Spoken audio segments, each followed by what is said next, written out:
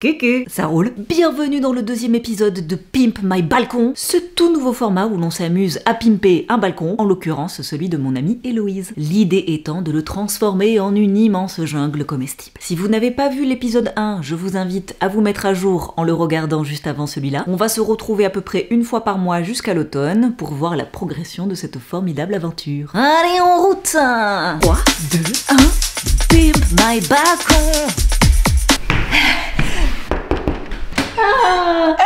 Bonjour. Comment ça va? Écoute, ça va plutôt bien. Il y a beaucoup de choses qui se sont passées, on a un petit point à faire. Ouais. Des bonnes choses, des moins bonnes choses, enfin... On est encore dimanche après-midi, donc voilà, faudra vivre avec. La dernière fois qu'on s'était quittés, j'avais mis mes semis dans une pièce où tu m'as dit direct, oui, ça va être trop sombre et tout. Je veux pas te déprimer, mais je suis pas sûre qu'on ait assez de lumière ici. J'ai essayé de prendre des mesures drastiques.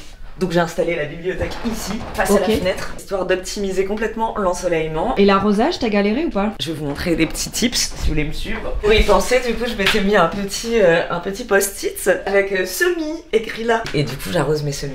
Oh my god! Coucou! Faisons un état des lieux de ce qui s'est passé. Alors moi déjà, je tiens à te dire bravo Héloïse. En vrai, t'as plein de trucs qui sont sortis de terre. Ouais. Allez, on Merci. l'applaudit tous. En revanche, il y a une problématique qui n'est pas forcément que de ta faute, mais qui est celle de la lumière, qui fait faire à nos petites plantules Oui, des de la trucs. gymnastique. Voilà, on peut voir l'exemple ici. On voit bien le petit mouvement. Notre petite pousse, elle a filé vers la lumière. Et ça nous donne des petites tiges qui sont extrêmement longues et extrêmement fragiles. Et là, on est, à mon avis, déjà un peu dans la limite de la fragilité, et il y a des risques que cette petite pousse elle n'arrive pas jusqu'à maturité parce que elle est trop fragile. Mais j'ai envie de dire que ça fait partie du jeu, et franchement dans l'ensemble ça va quoi. Est-ce qu'on peut faire un petit état des lieux des boîtes d'œufs? Tu nous avais prévenu. Qu'est-ce que ça fait? Eh ben ça assèche. En fait, on a arrosé ce matin. Et là, ce qu'on voit, c'est que c'est déjà sec par rapport aux autres où tu m'as fait la remarque que c'était genre méga humide. Et c'est vrai que toutes les boîtes en plastique, elles sont restées comme ça un petit peu humides, et les boîtes d'œufs, pas du tout. Et c'est celles qui n'ont pas prise. Hasard ou coïncidence? Je ne sais pas. Moi je sais. Nous arrivons donc à la prochaine étape, qui est celle du repiquage. Car c'est bien beau d'avoir ces petites pousses comme ça, mais il y a un moment où ça va devenir un peu trop à l'étroit, ce petit pot pour elle. Donc qu'est-ce qu'on va faire? Les transplanter. Repiquer.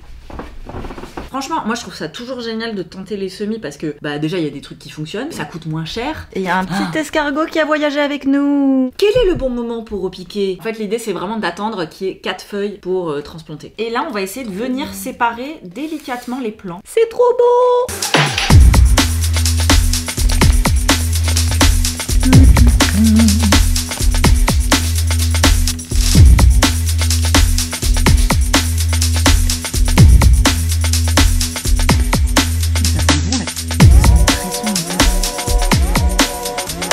Pourquoi d'autres graines ne sont jamais sorties de terre? Il y a plein de raisons qui sont possibles. Une, les graines étaient trop vieilles. Ça faisait trop longtemps qu'elles étaient dans le paquet. Ça reste des choses qui sont vivantes, et au bout de quelques années, leur taux de germination finit par s'éteindre, quoi, tout simplement. Deuxio, la graine était trop profond sous terre et elle a mis trop de temps à sortir. Ça veut dire que si on l'a trop arrosée ensuite, il y a des chances qu'elle est pourrie. C'est un excès peut-être d'humidité, Voilà. comme tu m'as dit tout à l'heure.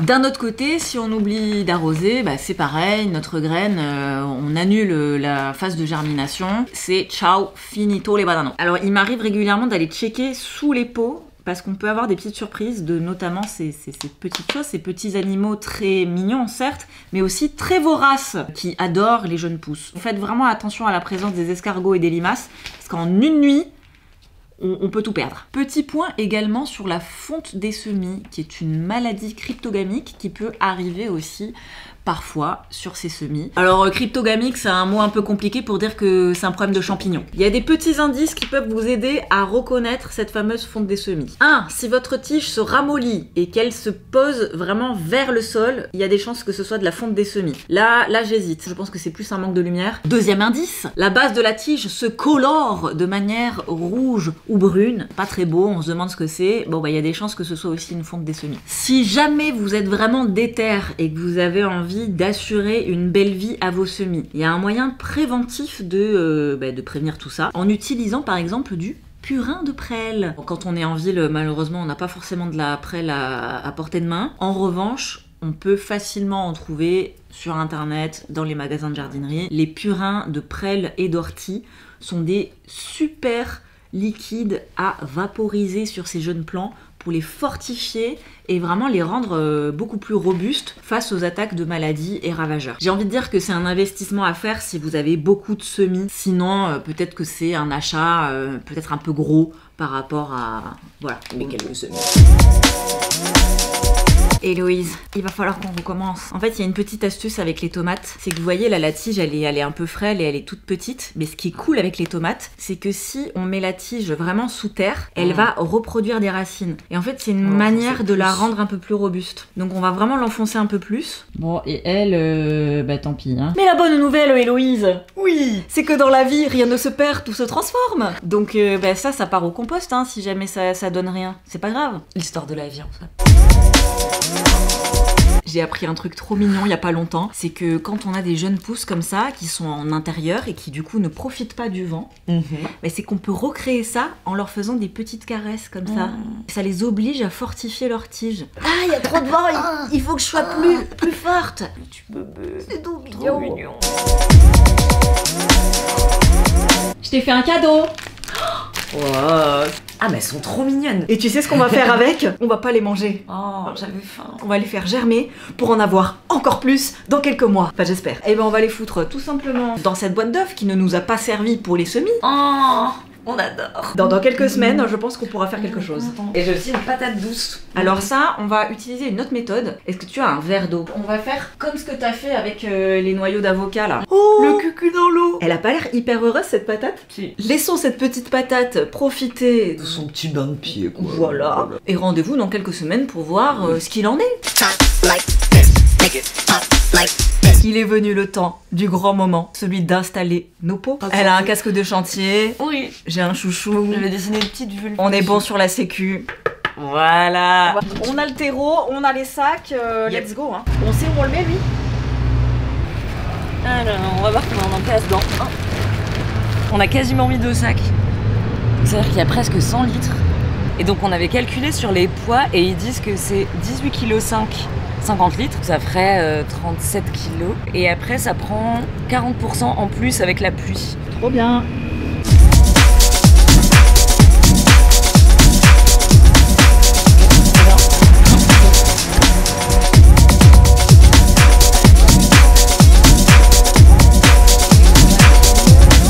Là il commence à pleuvoir, mais on a grave bien avancé.